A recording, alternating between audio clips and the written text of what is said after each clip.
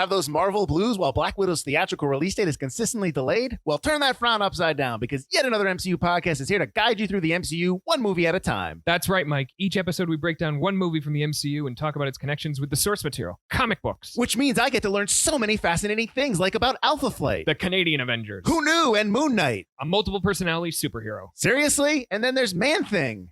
Yeah, not really sure how to explain that one. Pretty sure no one can. Yet another MCU podcast, part of the Forgotten Entertainment family. Hi, I'm Mike, And I'm Elise, host of Crackin' One Open with Mike and Elise. a podcast about brews, news, and pop culture reviews. Every Friday, we choose a new craft beer from a different brewery and talk about The history of the beer, what's in it, how it was made, the history of the brewery. along with tasting notes and more fun facts. After that, come chill with us as we bring you the latest in pop culture news and reviews. So check out Kraken When Open, part of the Forgotten Entertainment family. Ladies and gentlemen, please notice that exits are conveniently located at the front and rear of this auditorium. When leaving the theater, we suggest that the exit at the front of the auditorium will allow you easier access to the parking areas. Thank you.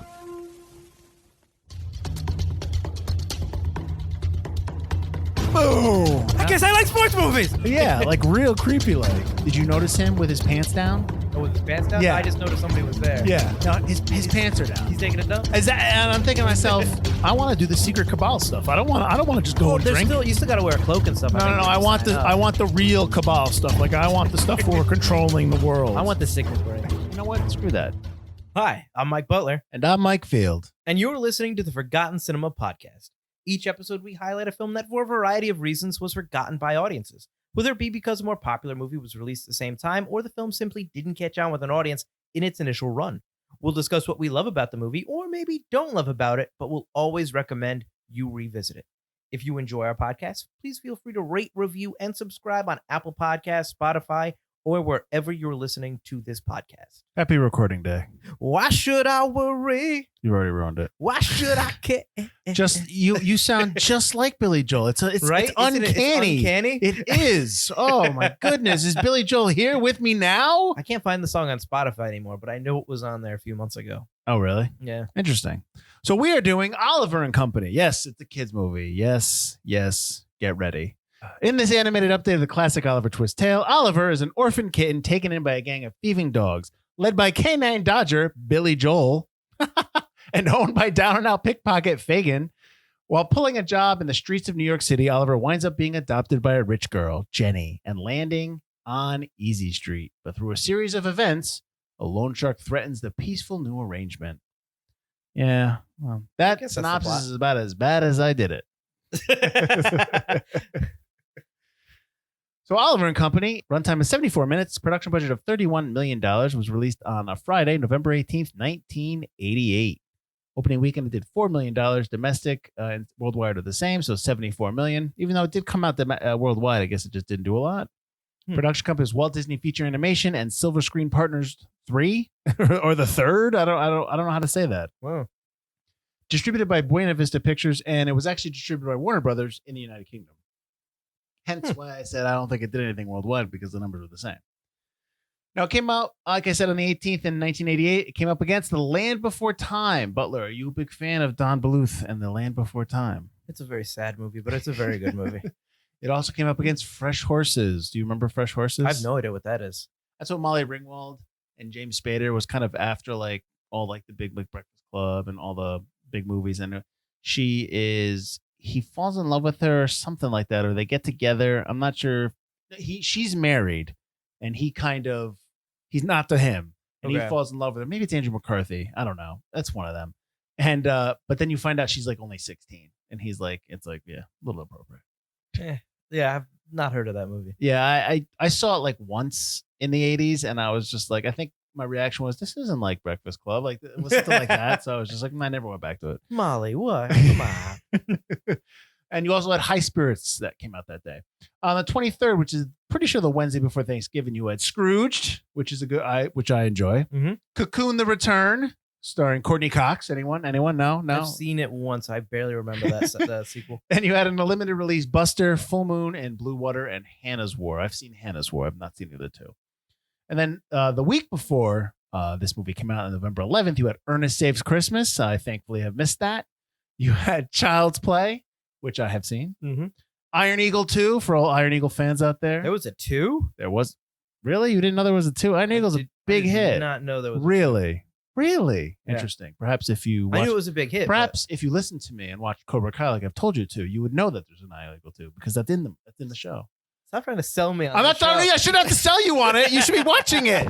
Anyways, sorry. Split Decisions, A Cry in the Dark, and Distant Thunder. Those all came out on the 11th. So this movie was directed by George Scribner. He was the writer for The Lion King. He also was an animator for The Black Cauldron. Written by, I'm going to tell you right now, it's written by a bunch of people. I'm going to go through them. But the top 3 I've got right now are Jim Cox, Tim Disney, and James Mangold. Anyone remember James Mangold? That's the future director of You got Indiana it. Jones. Okay, well, now that you brought that up, I'm a little bit upset. That's But he right. also did Logan, Walk the Line, and Copland, which I believe he wrote as well, or wrote parts of it. Jim Cox has done Fern Gully, The Last Rainforest, and The Rescuers Down Under. Tim Disney, I do not know if there's any relation, did A Question of Faith and a movie called William. So now, here are the story credits, and I'm just going to give you a quick kind of one credit with the name as we go along here. Story by Vance Jerry, where he did The Black Cauldron. Another story credit. Mike Gabriel, director of Pocahontas. Joe Ranft, writer, a story credit for Toy Story. Jim Mitchell was a storyboard artist for The Avengers, amongst other things. I'm talking about the new Avengers in 2012. Oh, Chris Bailey is a creator of Kim Possible. Kirk Wise, he was writer for this. Kirk Wise was the director of Beauty and the Beast. David Michener did The Fox and the Hound, was story credit for there. Roger Allers was director of The Lion King. Gary Truesdale was the other director of The Beauty and the Beast. Kevin Lima, Mike, what did he direct? Because we did his movie. Enchanted. Good job. Okay, Way to play. Yep. Sorry. Yep. Michael Cedino was the animator for Hercules, and Peter Young was a story credit for The Great Mouse Detective. And Peter Young was going to direct this movie, but he died. He was 37. He died right before production. Ooh. Pretty sad. But I've got one more name on here. what's that? I've got Leon Jusen. I didn't put him in there because I didn't. Yeah, no, okay. Yeah, I was just like, he doesn't have that many credits. I was being nice. I was being nice. But anyways, this is not. I think this is common. I think you have a lot of people that have their hands in the pot in terms of for animated movies. Right, especially Disney films. Yeah, so it makes a lot of sense that, and there's always been a push, and I don't know, some people do it, some credits have it, some don't, but there's always been a push when you have, written by or story by credit, but like in the credits at the end of the movie, you have additional writer credits that are in there, and Okay. usually I think you don't have to do that, but there's always been a push to have that in there, which makes sense because every time we talk about a movie, there's tons of people that are doing uncredited rewrites on there, or additional writing as you go, Right. and just not credited. So, but as you can tell, a lot of people had their hands in the pot here for Oliver and Company. A lot of big names too, at least in the world of animation. True, absolutely. Well, absolutely. I just went through all the names of them. Excuse me. Composer by J.A.C. Redford. He's also done Newsies, the Mighty Ducks 2 and 3, not the first one though, and he did the short Bernie. I don't know if you've seen that. It's from Wall-E. Oh, yep. Yeah, that's pretty funny. Edited by Mark A. Hester and James Melton. Hester has done The Little Mermaid, Madagascar, and the upcoming Boss Baby 2. I'm sure we'll see that on Netflix. And James Melton has done The Rescuers, The Black Cauldron, and The Great Mouse Detective. You had Joey Lawrence as Oliver. I don't know if people know Joey Lawrence from Blossom. I'll do it. Whoa, Melissa and Joey. He's also on that TV show. He was in Summer Rental and Radioland Murders. Billy Joel as Dodger is, he's the Piano Man. I mean, if you don't know who he is, you should probably just look him up. This is actually the only kind of acting role he's had, Right. not playing himself. Cheech Marin as Tito. I'm assuming a lot of people know who Cheech is from Cheech and Chong, but he's in Up in Smoke. He was also in The Lion King, From Dusk Till Dawn, and Tin Cup. Kids, don't watch those last two. Richard Mulligan has Einstein. I know Richard Mulligan from the TV show Empty Nest, which was a spinoff of The Golden Girls. Yeah, that's right. He was also in Meatballs Part 2 and Mickey and Maude. Roscoe Lee Brown as Francis. He was in the TV show Soap. He's also Babe, Dear God, and Legal Eagles. Cheryl Lee Ralph as Rita. She was in the TV show It's a Livin'. White Man's Burden, that's a movie, and Just Getting Started. Dom DeLuise as Fagin. He was in Cannonball Run, Blazing Saddles, The History of the World Part 1. He's also always partnered with Burt Reynolds, for those who don't know. Tareen Block, I'm sorry if I said that name wrong, plays Roscoe in the movie. He, more famously known from the TV show Hill Street Blues. He's also in Deep Star 6 and the movie Fled. And then you had Robert Loggia as Sykes. He is nominated for an Oscar for the movie Jagged Edge. He's also in Big. He's in the TV show Sopranos, and he's also in my favorite orange juice commercial where he yells at the kid and tells me to drink his orange juice. Do you remember that? I do remember. I love that commercial. Hey kid, drink your orange juice. Bette Midler as Georgette. She is nominated for an Oscar for The Rose for The Boys. She's also in Hocus Pocus, The First Wives Club, Ruthless People, and Beaches. And then I got an additional voice credit for Jonathan Brandis. I don't know. You remember Jonathan Brandis? I do Passed away real early. He was in not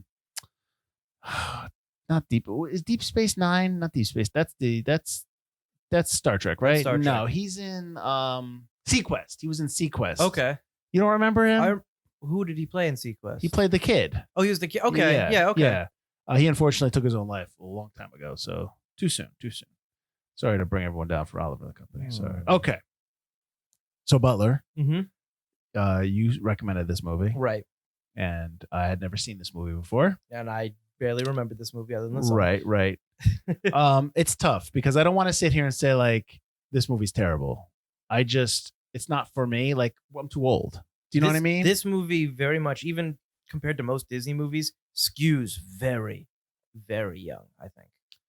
Yeah, it feels kind of like hey, let's put this together and the kids will come regardless because it's got songs in it. Does that Kind of, it feels like it was cut up a lot as well. right? I mean, I don't think that like it doesn't blend. I mean, the movie blends, it's fine, it's very quick.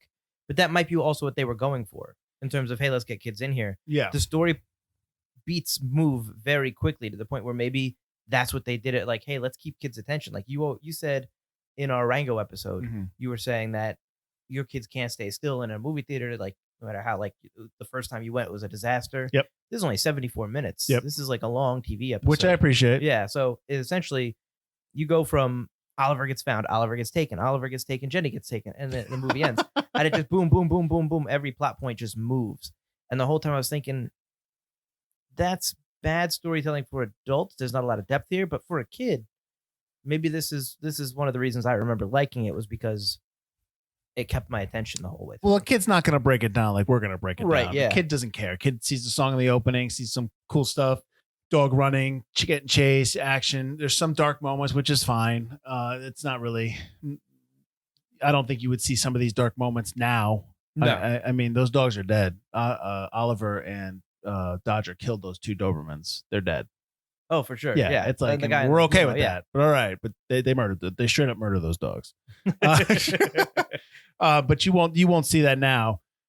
So I do kind of want to break down the story because I don't want to. You know what I mean? What I found a little weak, Okay, but I want to temper that by saying it's for kids. So who cares? You know what I mean? Like right. we always talk about that all the time.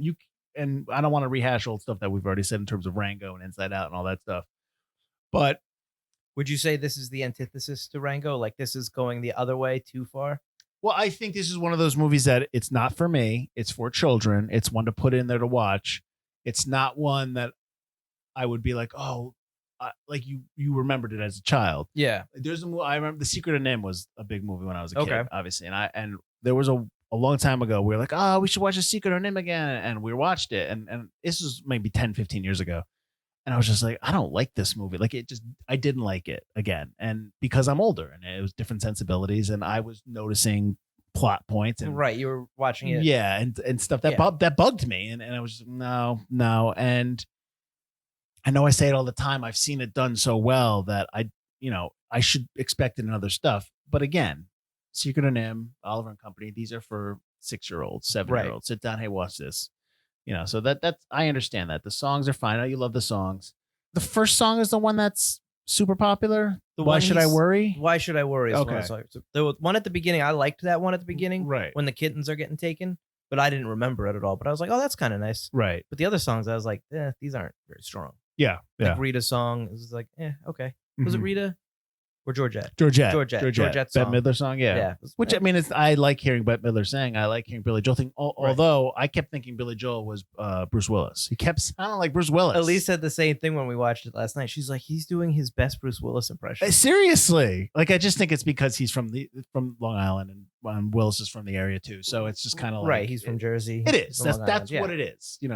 But that's what you want in your character. I mean, I think that's Sure. perfect. I'd rather have that than them casting some dude from LA doing a fake New York accent then and you really have- overdoing And then it. you have Billy Joel just doing the song, the voice, the I- singing. I hate I when they don't do like that. that either. You might as well just do the whole thing. Can the singer not do the acting? Well, some singers might not have confidence enough to pull that off. They might, Yeah.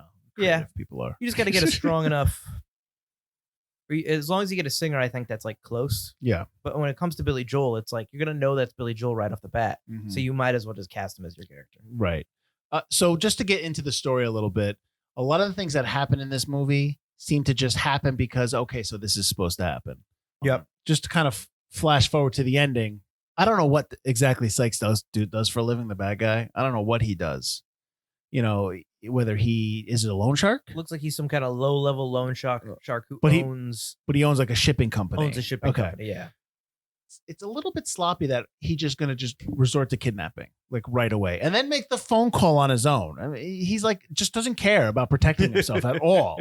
It's just and it only seems like that's only done to, okay, this is the end of the movie.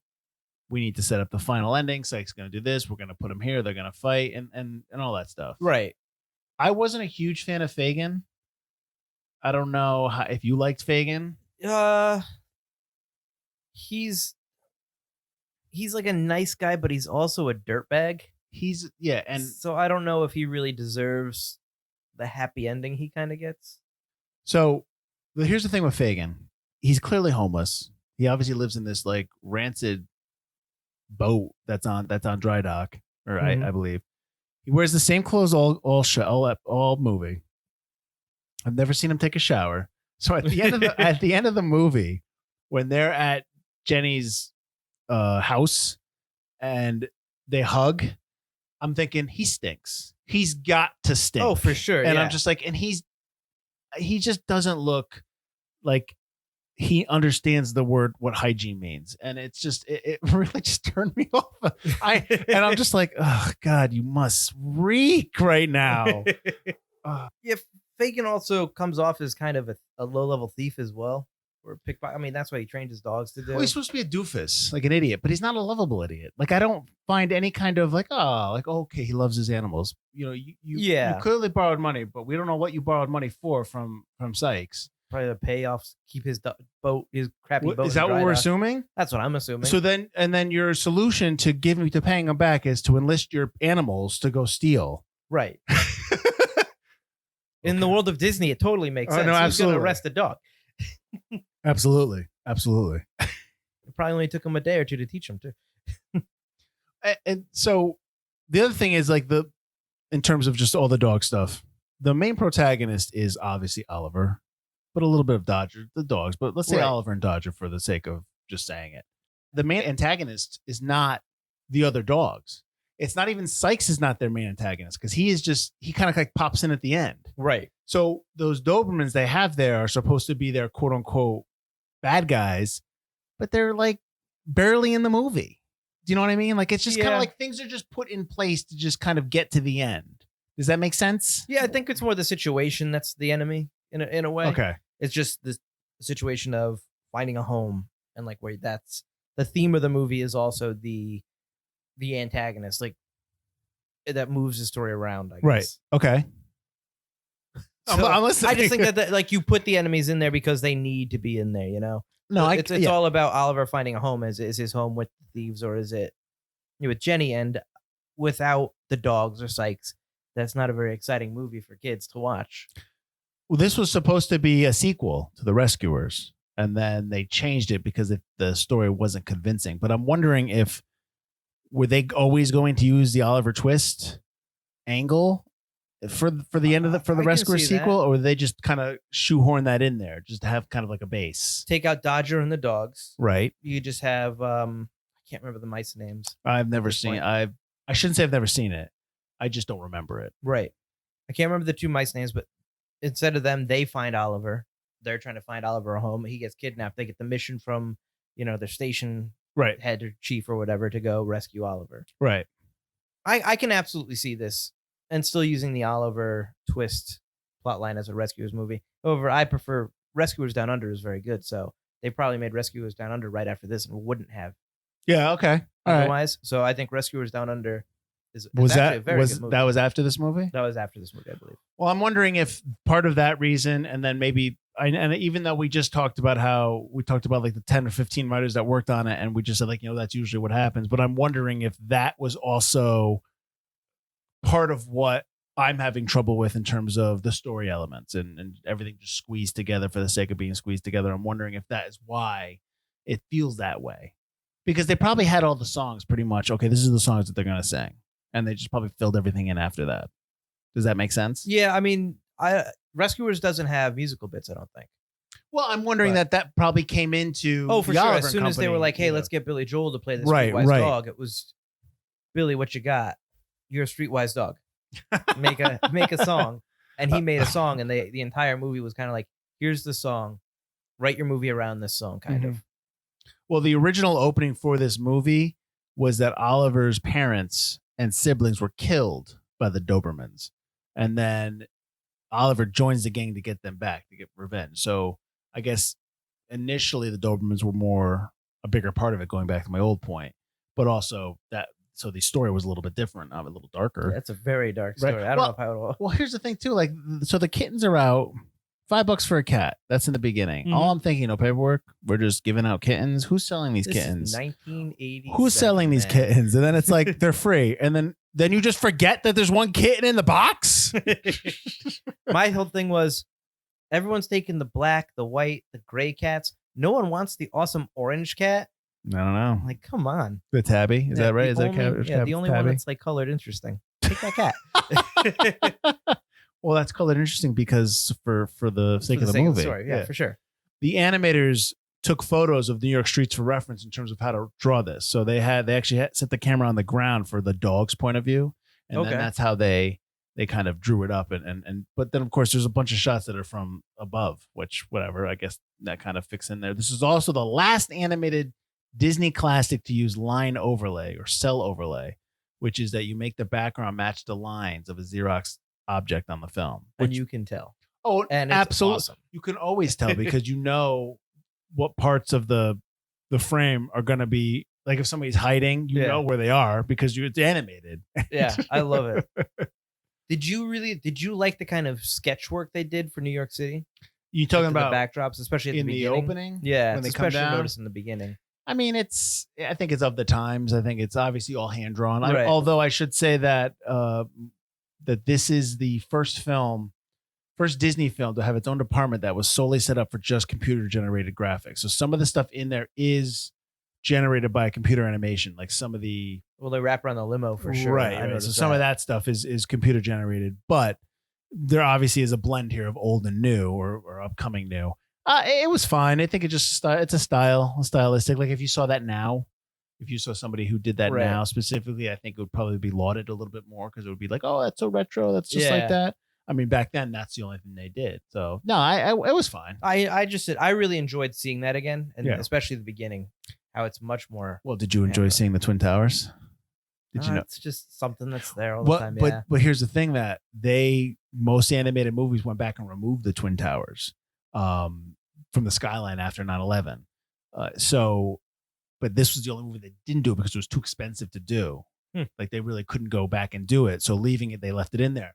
But they also got praise for leaving it in there because people were like, oh, that, remember the time before 9/11 and stuff like that, which I think is fine. I don't think you should remove them. No, not at all. Why are you wiping away history? You can't Exactly. do that. Yeah. I mean, you want them in there so people will remember and be like, oh, remember? You don't want everyone to forget. So I thought that was good. But that's the first thing I noticed. They're up there. I'm like, oh, Twin Towers. First thing I noticed. I do that in like pretty much every live action movie where they show them in the shot. Oh, yeah, It's like, absolutely. yeah. I think they just did it for the animation, I guess, because it's easy to eliminate them from the animation. Kids don't need to see that. I They're gonna know. ask questions. Yeah. God, I can't talk to them. Kids must know nothing. Did you like the ending chase scene? I thought it was preposterous. I was like, only in a cartoon can a limousine go down a New York City subway entrance to begin with, and then hit the subway tracks, tear up their tires, and use that to become a new subway train. Like no reason to be afraid of any kind of officer stopping them. And Sykes dies horribly. Like that's a horrible death. I know, when we were watching, we were just like, oh yeah, he is dead. Well, they've already run over the dogs. He's like, he's not coming back. Was there something that, because I'm trying not to be negative, but I'm going to ask you, is there something you really didn't like in this movie? in terms of maybe like differences between you watched it as a child and now?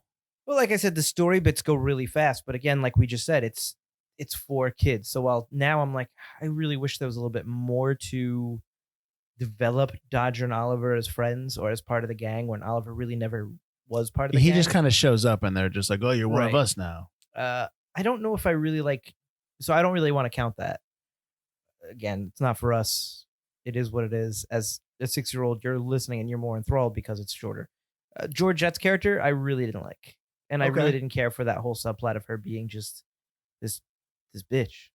Literally and literally and figuratively, figuratively. yeah. Like she's just not a good person, dog. Well, she doesn't learn any lesson. Yeah, she doesn't get a comeuppance. Right. She goes to help rescue Oliver or help rescue Jenny, but I feel like even though they don't show it, it's more because she can't go back without Jenny at this point. So yeah, she doesn't really learn anything other than maybe that she has a thing for Tito. That's But about she the only doesn't. lesson she But learns. she doesn't because then like She wants to change him. But then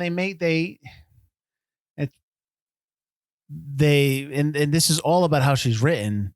She never changes, and then she's written where at the end she's changing Tito, and he's got to escape. Like she's an overbearing woman. It's like that's not a good look. She's not her whole character is not a good look Right. at all, and it's just and she doesn't learn any lesson. And now like even when like Oliver, I had to laugh because at the end of the movie they all leave, and Dodger's like, we'll see you around, kid. And I'm like, let's be honest. Oliver's never seeing these Right, dogs yeah. again. Oliver's like, yeah, all right, enjoy. Bye. Let me go sit at my grand piano. Exactly. But you also you want to wonder. I don't think the relationship between Georgette and Oliver is going to change once he's in the house. They're obviously still going to be fighting, or Yeah. Georgette's still going to try to get rid of him. But that's classic Disney, though. That True. kind of thing, because that leaves the door open for an Oliver and Company TV show on Disney Channel. Did they do that? Did they I have don't any? know if they did that, but that's how they keep certain things like that open ended all the time, so that you can do that. Sure, I get So that. I was watching that and go, I'm sure there was or was planned to be an Oliver at home having Looney Tunes type hijinks with Georgette, Mhm. and every once in a while maybe Dodger would show up, or they do 15-minute segments, Mhm. one Dodger, one Oliver. Speaking of Dodger, when Jenny gets kidnapped, and Dodger's like, "Don't worry, kid, we'll get her back." It's like, this is all your fault, Dodger. Yeah, don't because Oliver gets adopted, and Jenny takes him in, and Oliver's there, and then the dogs decide, no, he's stuck there. We got to without even just go there and kidnap him back. Yeah. They caused this. They caused Sure, this. yeah. Well, Oliver even goes, why'd you take it? I was happy. I was in a home. I was like, well, you gotta be part of the gang. Yeah, Dodger's a little bit of again. This is how it's written. Dodger's a bit selfish and one-minded. You kind of get that from the beginning. They're all one note. They're all like, okay, this dog is the actor dog. This dog is the doofus. Tito is the poorly loudmouth. represented ethnic dog. That's really not great, but whatever. Oh, I like Tito. No, I Cheech Marin's funny. Yeah, but, he's got most of the jokes in the but, movie. well, I know. Well, I'm wondering if he ad-libbed a lot of those. But it's He almost might like, have. this is right before. This is maybe a couple years before Lion King.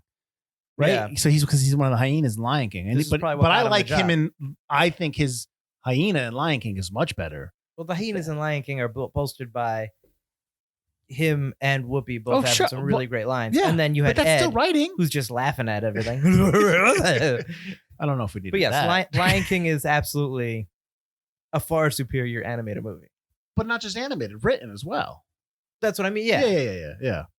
Because you can watch it as an adult and still think, well, that's a fantastic movie. Oh, I can watch. For See, sure. that's the thing. I can watch Lion King again. I don't know if I Yeah. can watch The Little Mermaid. I'm not a big Little Mermaid guy. I can watch Aladdin again. Little Mermaid gets a little slow in parts, but it's not bad. Absolutely. Yeah. I don't look. I can watch Aladdin. I can watch Aladdin. I can watch Hercules. Did you? Oh, really? I love Hercules. It's one of my favorites. I only saw it once. Watch it again. There's a lot of stuff in there. I can watch The Emperor's New Groove. I'm not a big Emperor's New Groove guy. That's not bad. It makes me laugh. So overall, you did not enjoy this movie. No, it was not a movie that I won't watch it again because it's not for me. Sure. It's a kid's film. I know we try to do a kid's film every season. Right. Sometimes, they're like, oh, I really enjoyed it. But this is it was okay. Yeah, I watched it. Awesome. It's just like I said, when you're older and you're watching these children's movies, what you start honing in on is story and how they're telling the story, and you understand the kid stuff that pop in there, the stuff that's for children. But when Right. that's all that's in this movie, it feels a little like this is, we did this specifically to make money for kids, and it made money, 74 million, and it went up against The Land Before Time. Don Bluth is like huge at this time, at this Right. point. So it still made its money against that, which is good. And I think somebody in this movie was offered a role in The Land Before Time, but they chose this movie instead. And I can't remember who.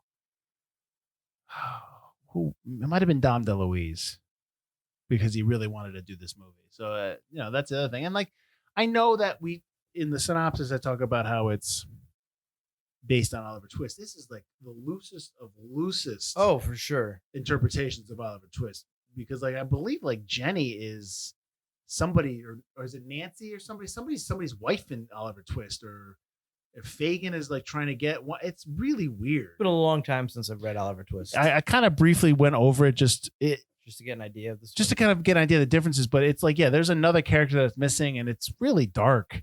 It's real. I mean, I don't even know why. I mean, the only reason, why do it? Why call it something else? I think that's just Oliver and Company's got a nice ring to it. Sure, now it does.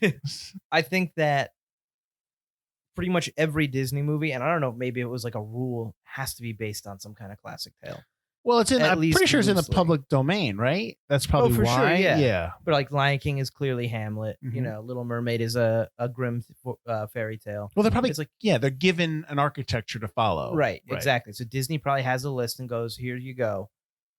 Can you make something out of these lists? Gives a writer like the overlist or something like that. And it's like, can you make a Pick, story out of this? Choose. Right. Choose wisely. Well, would you recommend this to people that maybe like parents? Oh, you should have your kid watch Oliver and Company. I would recommend this to parents, because I was thinking, I don't know if I'd watch this again. I still really like that one song, the Billy Joel song, but you can listen to the parents because it is so quick and it does move and it doesn't slow down at all, because it's just story beat after story beat to move the story along, that it captures a kid's attention span at least. So if you want to start them out watching movies, this is a good one to start them out watching. Like, hey, let's test the waters. Can our kid sit down and watch this? More than just like a 30-minute episode of SpongeBob or whatever. Can they watch a movie? Well, I got ditch on SpongeBob. I'm not. I'm just saying. I know. SpongeBob's 30 minutes. Got you. I was Got just picking you. a cartoon. I got you. I liked watching this movie now, A, because I hadn't seen it in so long, but also the animation style, Mm-hmm. that cell drawing style, The overlays, the yeah. overlays. So much stuff is hand drawn and sketched. I really appreciated that. But yeah, it's tough to watch because it is really for kids. But there's a couple of stuff I laughed at and stuff like that. So it's not awful to watch with your kids. Would you compare this to the type of stuff that's solely for kids, like Teletubbies and like that kind of style of like, or what's the one with the vegetables, the Veggie Tales, like that kind of stuff? Would you compare this movie to that? Well, VeggieTales also has Well, religious connotations. But yeah, get rid of minus the faith-based stuff. I'm talking about just the animation and kind of like the humor. Would you equate this movie? I would say it's a little bit above that. it's above that. It's definitely more in terms of your Rescue Rangers, your DuckTales, stuff like that. Sure. Kind of a little bit older than that. Mm-hmm. Yeah, I just see you're when not you watching an hour and 15-minute Teletubbies episode. no, thank God that's over. We never got the Teletubbies. They were into Barney a little bit, which is fine. I the more I think with like the more the stuff you bring up, like DuckTales and the Rescuers and stuff like that, the more we talk about some of the other movies that are in this kind of, I don't want to say genre, but this kind of realm of young Demographic, kid maybe. movies. Yeah. The more I'm starting to not like Oliver and Company in terms of just not like the writing, not Sure, like the okay. plot, because I think it seems very slapdash, seems very just thrown together. Because those other movies that you're talking about are decent, are well done, and like I can follow those plot points along. I'm not asking for a Shakespearean plot in these movies, but I'm asking for some believability. There's just kind of like, this just seems like, oh, this happens, okay, and then how about this happens, and then we do this, and then those dogs get killed, like it just seems like it's just kind very of a much mishmash. This, you know how the story moves just like the old, and I don't know if you ever bought these for your kids, like the Golden Spine Disney books. Oh yeah, Some of them are I know what based you're on talking the about. movies of the Yeah, cartoons. Yeah, Like it seems like they took the plot of where they take the plot of a movie, they condense it into 12 pages. yeah. That kind of seems what Oliver Company is as a movie already. That's a good point. It's a good reference because there are books that I have read for them when they were younger, Mm-hmm. and you're reading them, and you're just like, this makes no sense. Like you're like, what the hell is happening here? Like you can't understand like what like it's just stuff on page. It's almost like they went in between pages and started Yeah. tearing out. It absolutely feels like that. And so it's just kind of like, oh my God. Like, so it definitely feels like something like that. Yeah. That's a good point. That actually makes a lot more sense. Yeah. I'm not trying to like, if you love Oliver and Company and like people out there listening and you were Mike's age and you loved the grown up, that's great. Absolutely great. Keep watching it. Just kind of looking back now, sometimes there's some movies that you look back and you're like, oh, I like that song, but what the heck else was happening in this movie? There's just a lot of stuff I wasn't down on. There's a lot of stuff or that's good cute on. or funny. Yeah. Yeah. Cute, funny. The one song is good, but there's other Disney movies that have like Lion King or Yeah. Aladdin or Little Mermaid, a ton of good songs. Right. And this has the Billy Joel song. Well, the he song just- at the beginning is good, but not memorable. what's the other song you have? Like New York or something like that? the And one at they're- the beginning about New York? Yeah. Yeah, and they're riding it. Like no one stops these rogue dogs in New York City walking around while like they're running the joint, getting on cars, and they're like nobody Right. says anything. Whatever. And I'm sorry, but I'm not buying a hot dog or a sausage from Old Louis. Oh God, gross. Just Sometimes you gross. need some street meat, man. Yeah, that's far different than what's out there right I now. have never bought a hot dog from a hot dog stand, Well, and I don't think I really? Yeah. I'm trying to think of. Oh, I have from like ballparks and stuff like that. I bought Oh, from like yeah, like baseball you get the stadiums hot is nuts though. The different, hot yeah. nuts are good. I get like sometimes the pretzels. Those are good. Yeah. When they're selling them on like the cart, they don't do those Yeah, anymore. just not the hot dogs. They just stay in that water for forever. I don't think. Do you think they still sell? Do you think there are people still out there selling pretzels on grocery carts? We used to leave Shea Stadium all the time. I'm a Mets fan. Everyone, I'm wearing a Mets hat right now. Yes, you will. We used to go and we used to walk out of Shea Stadium at the end of a game, and you would see these guys out there on the grocery cart, and they've got the pretzels out there all cooking. You're just like, yeah, that was good. But I know they still had them last time I went to the city, but now, in this day and age, Yeah, well, no, there's no I'm more. sure they're closed now. Man, the hot nut guy isn't out there anymore, is he? Nope. Dang. The streets are clear. Probably smells way different walking downtown at this point. I was going to ask if you thought this was forgotten, but I think it is. Oh, for Primarily sure, I think it is. I because was it's shocked it was on Disney Plus. Yes. Well, no, I wasn't. I forgot it was Disney. because nobody. Let's be honest. Nobody's coming calling Disney like, "Hey, can we get Oliver and Company for a 3-month run on Netflix?" Nobody's calling for Exactly, that. Yeah.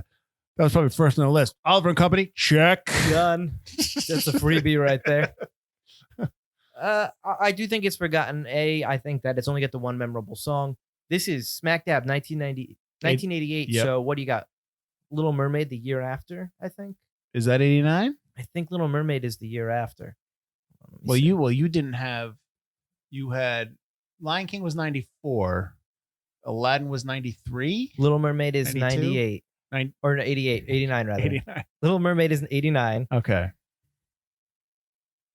I always spell Aladdin. Aladdin's 93. So you had a 93. little while before Aladdin. 93, 94 Lion is King's Lion after King. that. Yep. Pocahontas is 96 or 95. Yep. Yeah, 95 This- is also Toy Story. This is So, yeah. right Yeah. before It's the big Yeah, takeoff where yeah. Little Mermaid kind of launched that new age of Disney film. yeah. So I think this kind of gets left behind in the old days kind of thing. Well, this was I had a note in here that this was this was the first movie that was like mostly a musical. I can't remember where I forgot to write it down, but it was like maybe a couple of years earlier. There was like Disney had done musicals for a little bit. Black Cauldron and stuff like like that. Rescue Rangers. and Right. Black So Cauldron. this had music, and then Little Mermaid came with music, Lion King music, Aladdin music, and then Pocahontas came with no music, and everyone not like music like the other ones. It would have maybe a couple songs. It's got a decent amount of songs. It's not good. And then but then obviously I just said like Toy Story was 95, so then that just kind of took off after that. Once Toy Story came, forget it. It was game over for what, the musical? for the old style Disney movies. Just kind of like what they always had that one big movie. After that, it kind of Yeah. went down for sure. Because after that, you have, what do you have? Hercules, Lilo and Stitch, Oh, Stitch is awesome. Emperor's New Groove. and then I think you're done. I think there's like 3 more of those, like what I would consider like the white cassette, the big plastic white cassette opens. What was Beauty and the The white Beast? shells. 92? 91? Beauty and the Beast. No, Beauty and the Beast was probably 95. No, it was after all that. Beauty and the Beast uses the it was 91. Okay. In your face, Wow. Butler! Don't come at me with Walt Disney animation knowledge. I don't know. Just guessing. Forgotten Disney coming soon from the Forgotten Cinema guys. Yeah, so 1991. Yeah, so I think the big white clamshell cassettes, like I feel like end with Lilo and Stitch. So yeah, once Toy Story comes out, it's like, oh CG man, let's just do that now. A lot easier. And then it's like what 20 years before Princess and the Frog comes out, and it's almost like a novelty kind of a thing. Oh, that's right. Well, that's right. And it takes like 20 years to get back to an animated movie. With the evil crocodile. Is he evil? I Is thought he the bad guy? He's good. No, the voodoo guy's the bad guy. Oh, you're right. I'm sorry. Apologies. The crocodile's not. I'm thinking of Hook. Oh yeah. Well, I'm thinking of Peter Pan. and all that technically, the stuff. crocodile eats hooks, so the crocodile's kind of the hero. I guess. I guess if you want to go that route, that's fine. I'm gonna make a spin-off for Peter Pan. It's all about the crocodile. It's a prequel to how the crocodile became the crocodile. Nice. All right, cool. So yeah, that's it. Go watch Oliver and Company. Yeah, That's sure. it. I'm done. Thanks for listening, but Mike's gonna tell you where you can find us, obviously. I am. Okay. I'm Okay. gonna tell you where you can find us. You Screw can you, find Butler. You can find us on ForgottenCinemaPodcast.com, part of the Forgotten Entertainment family, which means you can find us at ForgottenEntertainment.com. You can also find us on the social medias at Forgotten Cinema Pod or Forgotten Cinema. We are on Twitter, Facebook, Instagram. Shoot us a comment. Let us know what you think about the movies that we post about. Let us know what you want to see. You can also email us at ForgottenCinemaPodcast@gmail.com. And, let us know. Give us your recommendations. We'll put them on the list. Absolutely. And join us next week. So this was a 72-minute movie, Butler. Get ready. Get ready for a 2-hour and 40-minute fest next week. Oh, I don't know if I can do that, man. We're going to be doing the Edward Zwick directed The Last Samurai starring Tom Cruise. It's really that long? It's 2 hours and 40 minutes. Oh Yeah. my God, why'd I put it on the list? Although I will say I'm glad this is a movie that I have not seen since I first saw it in the theater. Yeah. I'm kind of interested to see if I'm going to like it again. I've seen it a few times since. I like Ed Zwick. I like his stuff. His movies are a little bit long, but I do like him as a filmmaker. Right. So I'm really interested to see what my reaction is going to be to this movie. So I'm actually interested in this film coming up. I mean, I'm interested in all the movies that we do, but All right, so that's next week, The Last Samurai. Until then, I am Mike Field. I'm Mike Butler. And this has been Forgotten Cinema.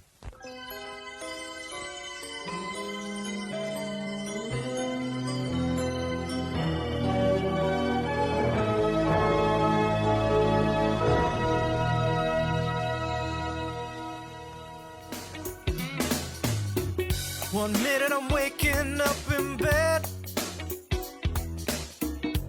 knowing I'm already late,